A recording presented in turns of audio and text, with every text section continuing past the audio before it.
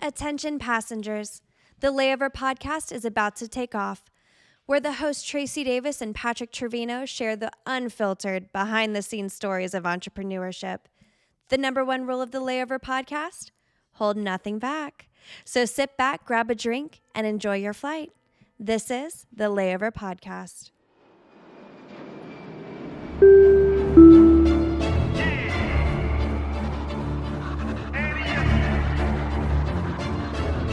Can't accept the loss, I'm hard-headed.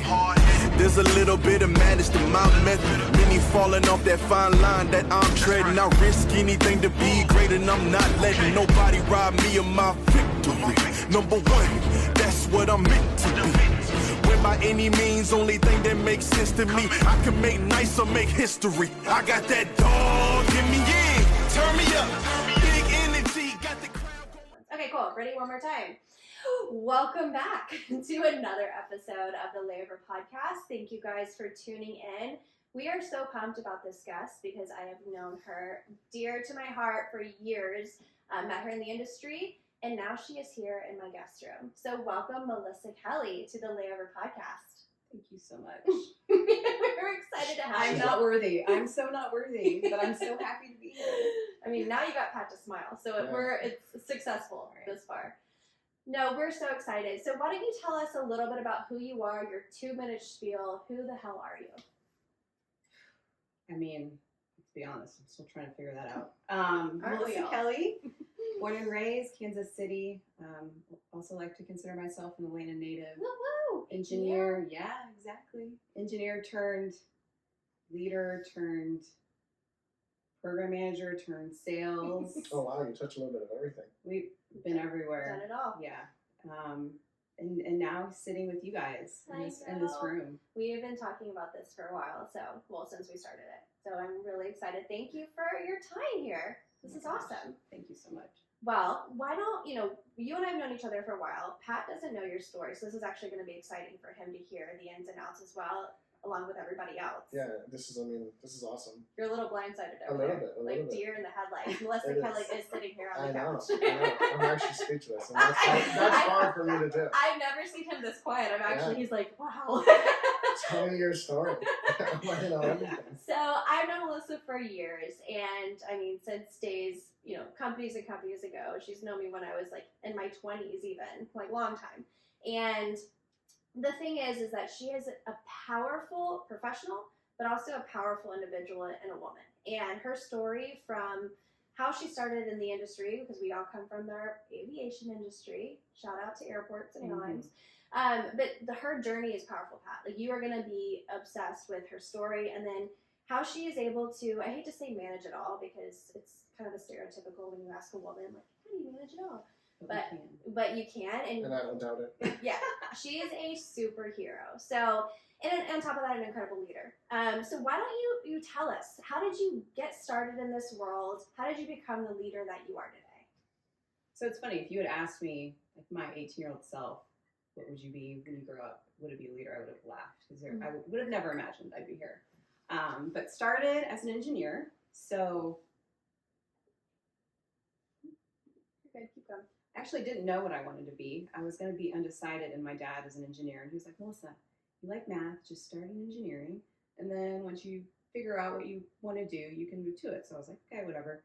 Started mechanical engineering, got 2 years in, was like, this is not for me. Hard pass. That's like when I wanted to become a cop. Or when you wanted to be an astronaut. Or an astronaut. That would have been That would have been cooler. This one, I was like, I got to be around people. Like, I got to make a change. So I went and talked to the industrial engineering dean at the time and learned a little bit about that. And she basically said, Melissa, this is like business with a math minor. I was like, I can do this. That sounds better. That sounds like my nightmare. And what's your alumni? Where'd you graduate from? University of Oklahoma. Oh, okay. That's Sooners. Yeah, there it is. Sooner. Yeah. Yep. So I switched, became an IE, graduated, and first job was with an airline as an industrial engineer. So is that the first intro to aviation, or were you one of the kids that loved airports and Nope. I mean, I traveled a lot growing up. My dad was an engineer. He was on the road all the time for work, so we did a ton of family vacations. But this job I was excited about. It involved travel.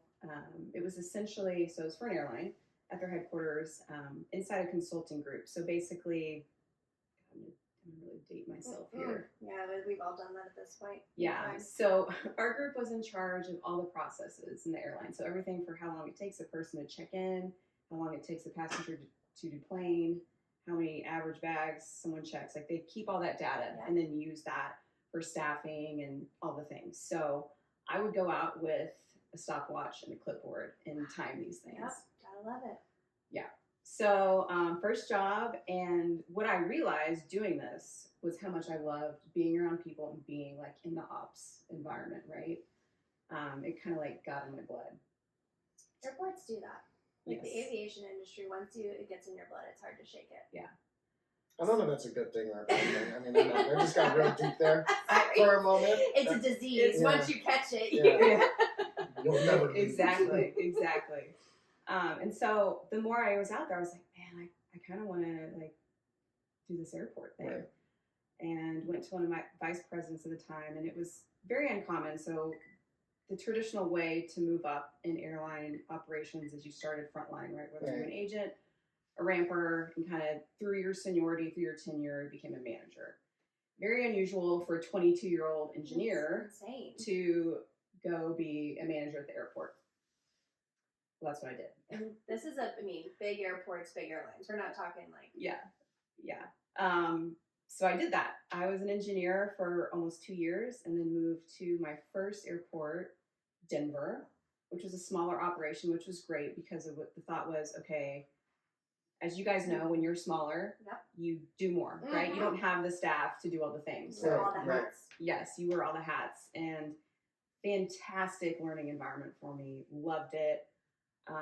What I wasn't prepared for was the haters. Yeah. Okay, so going in there, 22, female, moderately attractive Very back attractive. then. Don't be modest here. I'm gonna call it out. Y'all are gonna see the video. Girl is fine. I was 20 years ago. I'm not gonna lie. Yes, but Still fine. it was rough. Like I wasn't, I grown up in the Midwest, Oklahoma. People were even nicer. I wasn't prepared for the level of hate and judgment that came with this world. I've been to OKC, and they're too nice. And I'm from the Northeast, so And for he's me, not nice at all. there's no nice part of me at all. And I was shocked. It was almost sketchy. Like I felt like something was gonna happen to me because everyone was being too nice. Like genuine nice people. I know. The best. It was like a scene in a horror movie. When you're like, oh, they're dead. That person walked into the wrong area. Saw that coming. That's how I felt, but I never died. Yeah. There, but people were so friendly there. And so from that to the operation of being a young female. Yeah. A pretty lot of it was hard. A lot of cruel things said about me. Yeah, can you elaborate? Like, is it about the just management, or was it like even from a sexist? I hate to say that, but it's a real issue. No, I think it was both. Yeah. And the sad thing was the majority of it was coming from females. I did see that. I mean, we talked about this recently where, well, one, it's good to have haters, right? Because that means you're doing something right, right? No one's going to hate on the person that's not winning. It's hard to know that when you're 22, though, right? Like, having that mindset is hard to...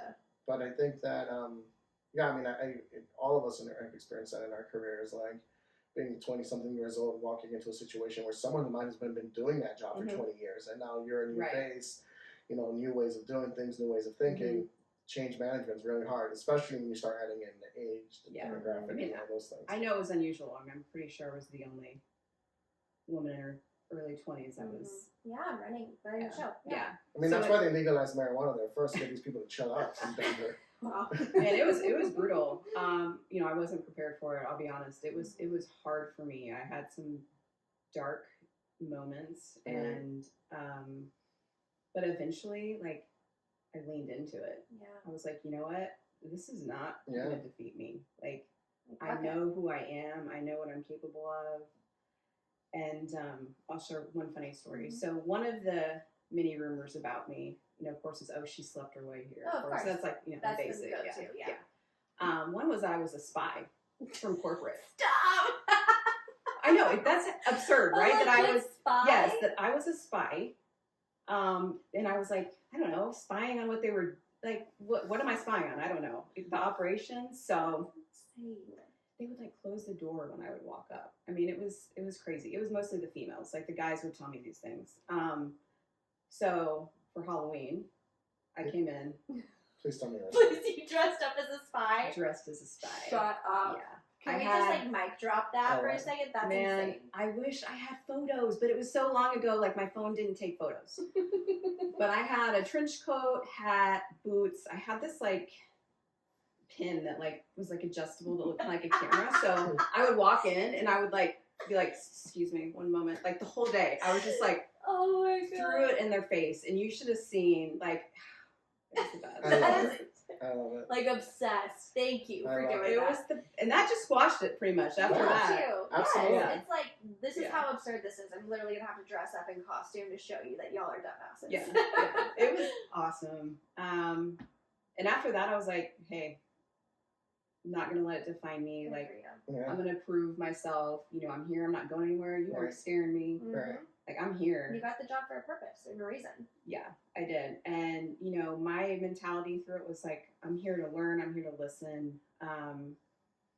You know, my approach to leadership was like, I was humble about it, right? Like I knew coming in, no, I don't have 25 years like you all. So, and I know you have experience and it's great, and let me learn from you. And I did some walk a mile. So I spent a few days with the ramp guys who really honestly appreciated it, you know, because not a lot of managers took the time to like be in their shoes and say, I'm going to spend the whole day, I'm going to spend the whole shift loading bags with you. Absolutely. And you know, one thing coming from ops, you know, we do know each other, just not obviously as long time as you and Tracy, but coming from ops, that is that one thing. Once you get credibility from the staff and they believe that you're there for them as well, they will go to battle for you. Yeah. And the only way you do that is by really working on parallel next to them, right? Like, how do you come up with policies without knowing the day-to-day life of the people that you're creating policies for, right? 100%. Creating compliance and stuff. So, and I can tell you, in my past, like I've learned so much from the everyday frontline workers that allows me to go back to management and say, hey, we're doing this wrong. There's no efficiencies here. This process has to be changed. Yeah, that's great doing baggage in this world, like in 80-degree weather and sunny, but in Denver we get snow, wind, and all the other things. May not work here, right? We may have to think of other ways, but that's pretty cool. I didn't know that you worked in the airline industry. Yeah, it was fun. You know, I really enjoyed the time with my team and really just to get to know them as people too, because I mean, we're all people first, right? Yeah. But I have another funny story about that. Please do. So I spent a whole day working a ramp shift. So I was bringing in airplanes, and you know the captains were like laughing at me because I'm like, you're rocking this flag. My floor might have not been the best, but they're like, "Who's that girl?" Your flag cheerleader days coming out. Yeah, I might have been like dancing a little bit. But back then, so they had Super 80s, and so the guys, of course, were like, "We're gonna give you the hardest job, right? We're gonna throw you in the belly." And throw you a bunch of bags, and you're going to stack them. Oh, damn. And I was like, whatever, I can do this. I'm, in shape, kind of. Strong, independent woman. Bring it on. It's like, they're so small. It's like, the bellies are so low, so you can't stand up. So I was like, trying to like, use my legs to help me. And the guys, like, I look like Spider-Woman. They're like, Melissa, what are you doing in there? Like, pick up the bag. And I'm like, but it's heavy, and I want to use my legs. It's not my arms, but I can't use my legs. They're like, oh my God. This is a terrible idea. Yeah, they thought, they were like, this is great. See, I wish there was video of this type of stuff. You know, like just so you could look back and look at those days with your feet up against the belly of a plane. I was trying to figure it out. I was trying to like get that right spot where I was like using my legs and being safe. They throw the bag to you and you just kick it into place. Yeah. Yes. It was fun. But another thing they didn't tell me until after the shift was there's like fiberglass on the floor of the belly. So usually they would like put like a towel or something underneath, or guys have many layers of pants. I didn't as a female, you know what I mean. And wearing your boxers. No, I didn't wear that to work that day. And so I'm like a little itchy. Your ass is getting itchy. I'm like a little itchy, and my crew chief finally tells me, he's like, yeah, so you might be a little itchy later, you know, because there's fiberglass. And I was like, Stop. that's why. And then it like all made sense. I was like, That information could have been helpful Yeah. prior to you. yeah, I think they held Roller. it for a reason.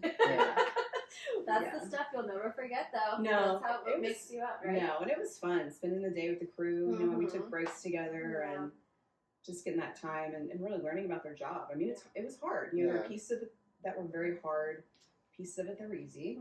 Mhm.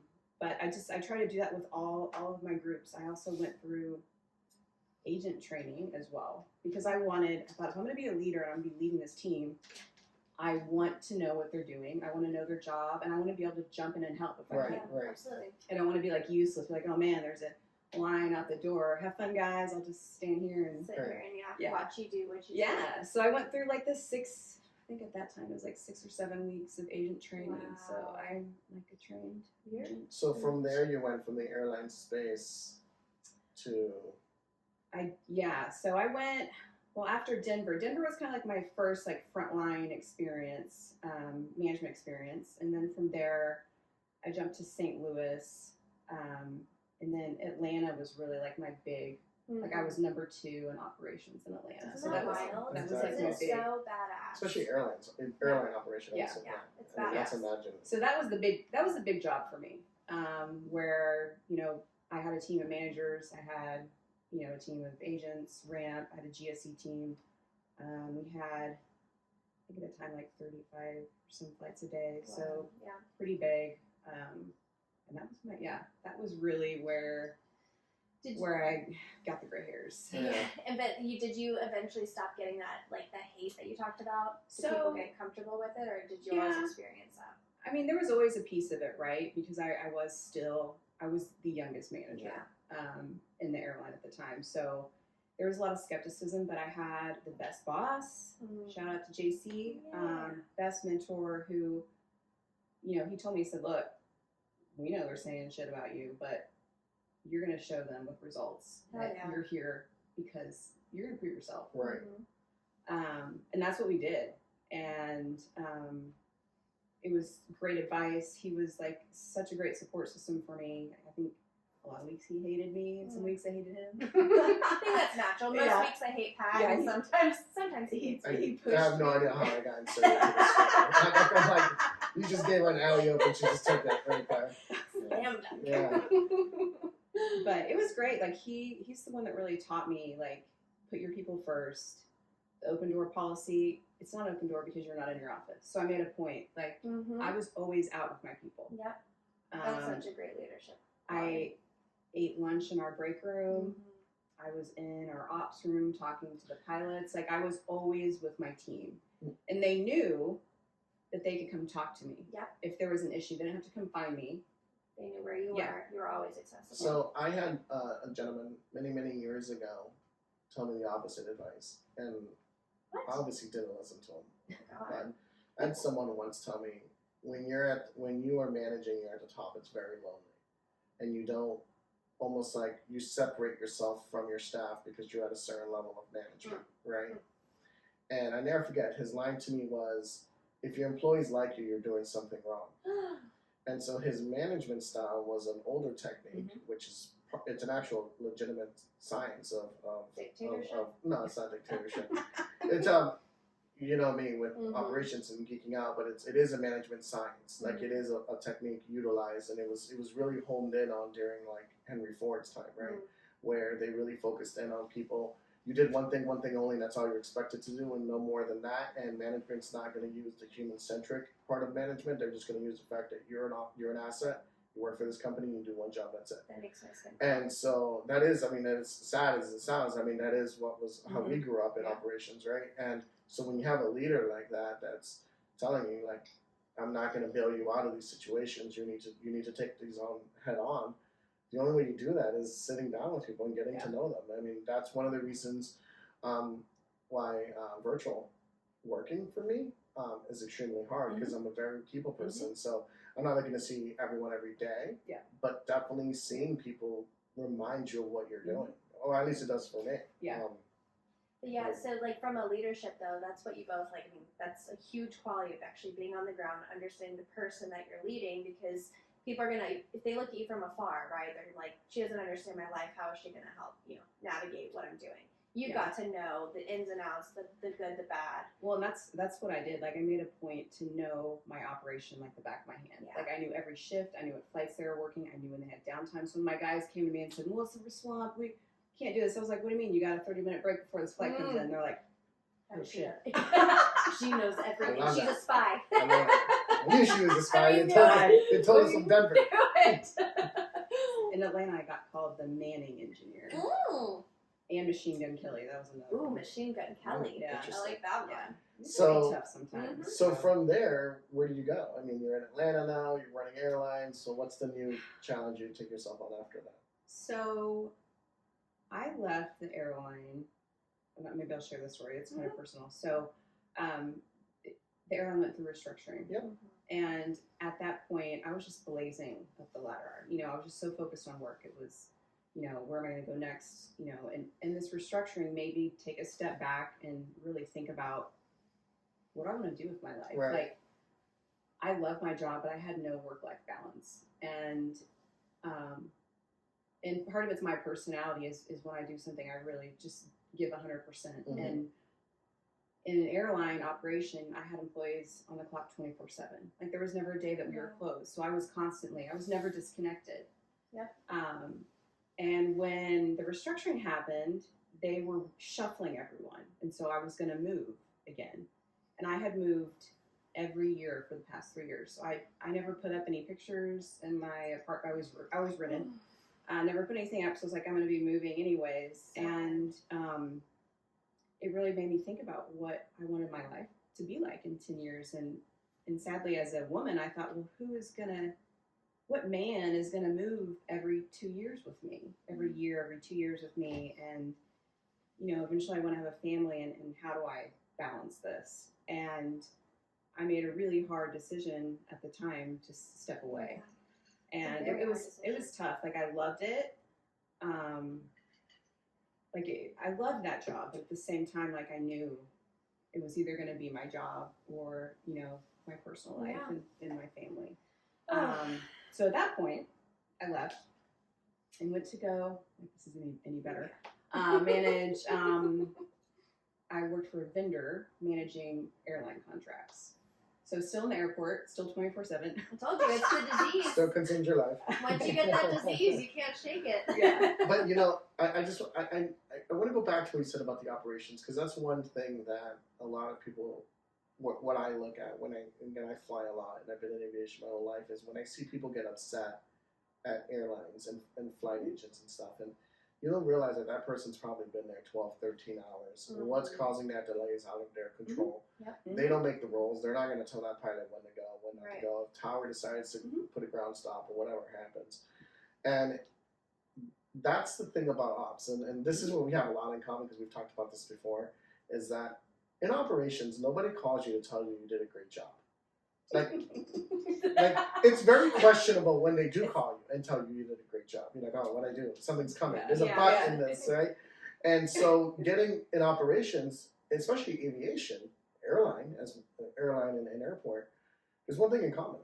Your phone never stops. You're open 24/7, 365.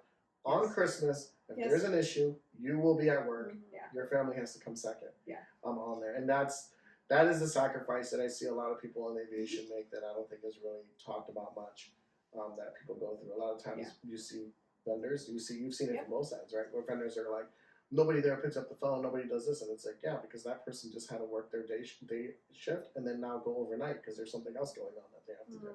Yep. Well, in the holidays, I mean, a lot of managers wouldn't come in, but I would, because I thought, my people are here, I'm going to be here. That's It's incredible. it's not right for me to be at home. Yeah. I didn't stay the whole day, but I made a point to come in Right. and See thank you. everyone for being there. Mhm. And yes, no good calls ever. It was always, Melissa, irate passenger at the gate, come talk to him. Now, like, this passenger wants to say how amazing the service was today. They want to share a compliment with you. No. So then you start doing, you said procurement for this other firm doing. So I was general manager, so I was GM, so it's Okay. still ops, but with a vendor for the airlines. So we had contracts with airlines, passenger services. So ironically, part of the contracts was with my previous airline employer. With starting up their baggage, they were outsourcing part of their ticket counter and baggage service. So that was one contract, and then wheelchairs as well. So I did that, and to be honest, that was the worst job I've ever had. Oh no. It was just hard working with minimum wage employees that didn't care if High turnover. high turnover. They would steal. You'd fire them. They could care less. It was very hard. I came from that service industry, and I mean, you see organizations, and especially in tech, where they're like, "Oh, we had this employee didn't work out," and I was like, "Oh, I would have entire shifts that didn't work out." Yeah, it's or I would have giant snow operations, and you think you're going to have 85 employees, and you only have 52, and you have to still maintain the airport. And good luck telling someone, right? Y'all both have a little PTSD going on. We do. Honestly, at the same time, it was terrible, but it was also fun. It was. Like, some of those times, so I'll tell one story. I have a lot of stories. No, I'm sorry. please. No, this is awesome. We can go all day on stories. In Atlanta. So, in Atlanta in the summer, like, thunderstorms roll in the afternoons. Almost like Miami. And I just knew every day in the summer, like, I was going to be at work till like midnight because storms would come in, everything would back up, and then all the planes would land at the same time. And I had one day, it was a Sunday, because I had gone to brunch for bottomless mimosas. Thinking it's a Sunday and I'm off. Like, hell yeah. I'm going to enjoy this day. I mean, and Pat, you might not be aware of this, but brunch is a big deal in Atlanta. Like, it's a big deal. I'm starting to learn that. Like, it's its own religion on a Sunday. I hate to say, I'm going to get scolded for that. So back then, it was like $9 for, like, bottomless mimosas. Yeah. Oh, yeah. And all day bottomless. Yeah. So you could order one, then you could stay there for like 7 hours if you wanted to. I think it was like 3 or 4 o'clock there to pick it up. So there was this day, and I got a phone call probably around 2 a.m. saying, we've got a flight diverting in from, I think it was Birmingham, for weather. And my crew wanted to leave. I'm like, shit. Like, I don't even have time to take a shower. I just like jump out of bed and head to the airport. And, I don't blame my team. They had been there since, I think their shift ended at midnight, and they were 8-hour shifts, and it was like 2 or 3, and they're like, Melissa, we don't want to stay. And I'm like, this plane's got to be offloaded. Well, first we didn't know. So my boss was there too, JC. Like, we were a team. He was upstairs with the irate people. I was down the ramp trying to get people to stay and trying to figure out what to do with the bags. And this is after the mimosas, right? Yes, yeah, this is post mimosas. Yeah. I might have smelled like mimosas. It was, yeah. So I was down with the bags, and the guys didn't want to stay. So I was like, fuck it. Like, I'm putting on rain gear. So I go and get the rain gear. Yep. Was not my size. It was a grown man's size. It would be funny to see this. Her, like, drunk off. It was I'm sure I looked real stylish, but put the suit on, was like, let's go. Yep. Like, okay. And I had one of my guys come up to me later, and he was like, let's kick ass. Yeah, hell like, yeah. Thank you. And a couple guys stayed. When they saw me there, if Melissa's going, like, we're going to help. That's leadership. That's leadership. That's leadership. But it was fun. And when it was finally over, I don't know, it was like 4 or 5 a.m. JC and I went to Waffle House. To get another mimosa. Nightcap of mimosas. I think at that point I broke the news. I was like, I had some mimosas earlier. You're not a doctor. You're fine. Do they do mimosas at Waffle House? No, sorry. Sad to say, no mimosas. They should, though. They should. So we went to Waffle House and ate. I think I went home and changed clothes and then came back to the airport. That's what people don't realize. Like, how, your days don't end. They never end in that world. I don't miss that at all. But what I loved about it, and maybe what was so, like, addicting, was an engineer was fun, right? I liked it, but it's like the end of the day, you do some spreadsheets, some VLOOKUPs, you have projects. But at the airport, I would come home and I'd help someone. I'd help the family get to their vacation. You felt more accomplished. And it was like, it was tangible. It was something that, like, I felt like I had a purpose, and I maybe made the world a little bit better and done some good. And to me, like, and you handled it with grace, right? Like, you weren't yelling at the families. No. Like, you were helping them genuinely. Yeah. And that to me was very rewarding, and I love that about it. And so then from that, what was the next step in your career? She gave up with people and started working with robots. So this was a full she did. circle. It was a full circle. This She's is like, a full circle. there was one time I learned. I know. Now it's The real. robots don't think that she's a spy. They're smarter. They're Yes. smarter. They know. Yeah, they know. There's like so many jobs in between. So then from there, robots. I know you went from there, but currently right now you're working with robots. I am, and I'm in sales now, which is the craziest thing. Because Oh my I've known gosh. Melissa, and she was like, "Hell no sales. Never gonna do sales. Only ops. Only PM." yeah. I'm like, "All right, I girl." mean, I said the same thing too. You I did, mean, yeah, And, and then- and you don't realize that, but those two things are tied. Mhm. Well, I do now. So Right. Tracy and I were Mhm. talking earlier, and I was like, I never realized, it's about the people, right? Yes. It's about the connections. It's about the relationships, and that parlays perfectly into sales and really whatnot. I mean, Yeah. it's important anywhere. But I was surprised at how much I have enjoyed being in sales. Love the sales. I love And it. so, do you mind if I get a little bit personal, just like a teeny Sure. bit, a little bit? Yeah. I mean, you're on the therapy couch, I and our am. previous guests, they bared it all, quite frankly. I almost had to get a new couch. But okay, so you're a mom. So, and just at the base level, like, can you talk about that experience? So I think it's really inspirational because a lot of women, they sometimes think that they have to pick and choose. Sometimes it's the best to only focus on one or the other. Like, everyone is different, right? There's no right or wrong. Your journey has led you to being a mom, an incredible mom, and an incredible executive. So can you talk about that experience? Because I think that's really inspirational to a lot of people. Yeah, I mean, shout out to all the moms out there Mhm. that are a mom and do a job because it's incredibly hard. I would Yeah. second that. Yeah. Yeah. Absolutely. I mean- it's true. Moms make the world go around. Yeah. Absolutely. It's the best and the hardest job I've ever Mhm. had. 100%. I think having my child later in life, I've been a little bit more aware of that and Mhm. just how important that time is with my son. And I think had I done this in my 20s, I would not have been in the same headspace. Yeah. When I was 20, I was just focused on my career, working up the ladder. And when I had my son, I was like, man, this is probably my one time. Mhm. He's not going to be little for long. Like, I'm going to enjoy every moment, and I'm going to be present the time that I have with him because I know it's fleeting. Yeah.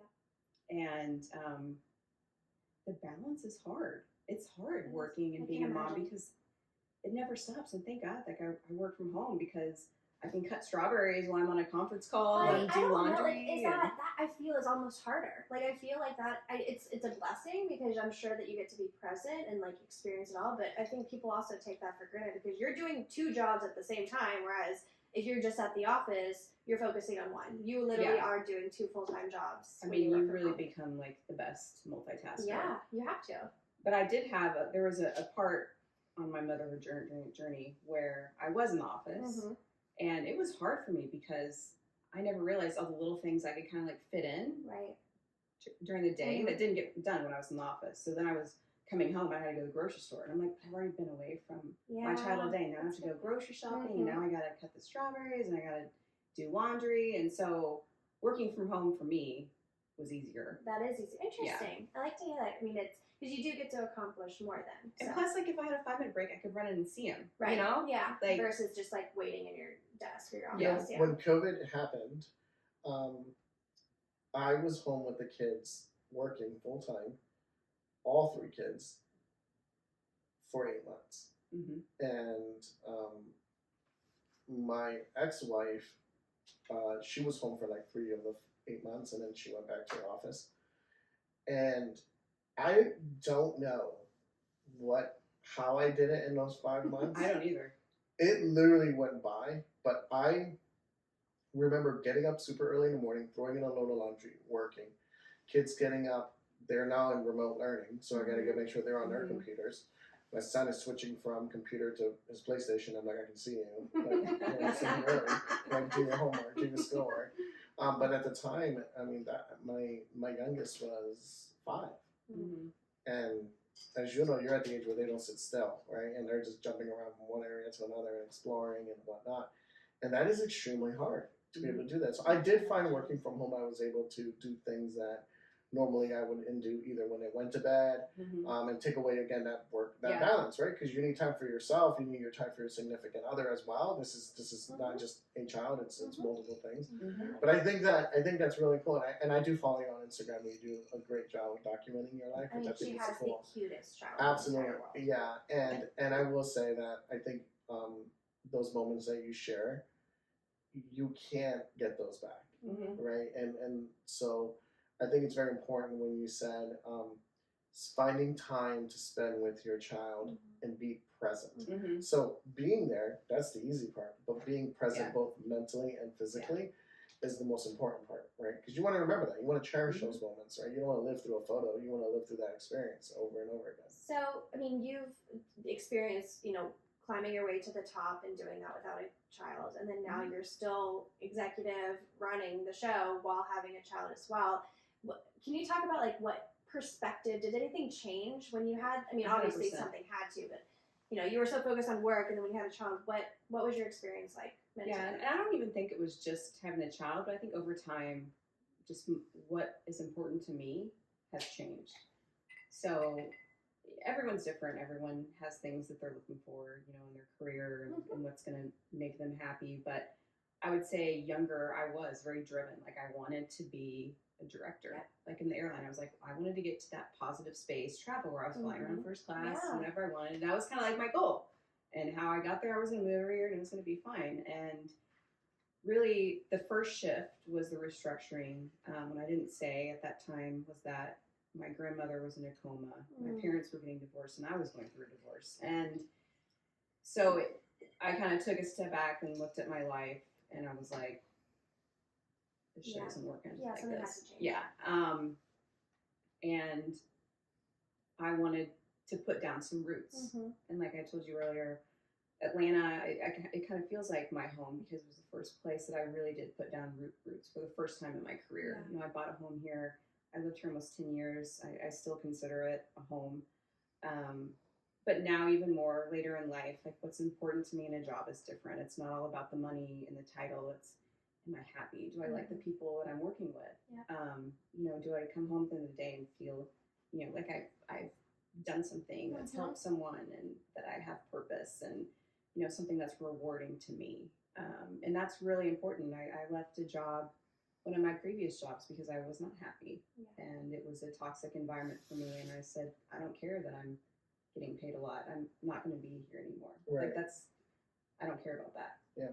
I think that, the newer generations, are now getting that mindset a lot sooner than I think we all did. We were all raised to be like, gotta get the money, gotta get the title, gotta get this. And when I look at the new generations, they're really about the connection and the experience and we always joke about work-life balance, but it really is that buzzword.